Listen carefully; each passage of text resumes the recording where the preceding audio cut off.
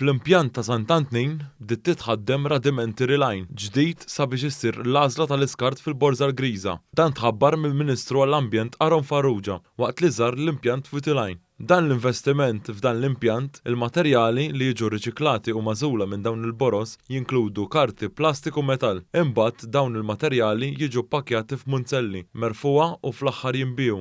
Il-Ministru Farrugia qal kif permezz ta' dan l-investiment pajjiżna qed iżid il-kapaċità fl-immaniġġjar tal-iskart li qed isir id fit mal-ikbar investiment f'dan is-settur dak tal-EcoHive. Dan il-proġett se jinkludi numru ta' impjanti ġodda sabiex pajjiżna jkompli jilħaq il-miri tiegħu fir-riċiklar tal-iskart. Dan huwa tieni suċċess li pajjiżna qiegħed jagħmel f'qasir żmien wara li fl-aħħar ġimgħat esportajna lil minxtutna l-ikbar ammont ta' ħġieġ fl-aħħar 7 snin. Il-kap eżekuttiv tal-Waveserve, Richard Bilocca, qal kif il-ħaddiema jemmnu fl-investiment li tagħmel il-kumpanija. Il-Waveserve qed tkompli taħdem fuq proġetti infrastrutturali oħra fejn qegħdin inżidu l-kapaċità ta' kif nirriċiklaw l-iskart u hawnhekk intennu kemm importanti li n-nies ikomplu jisseparaw l-iskart.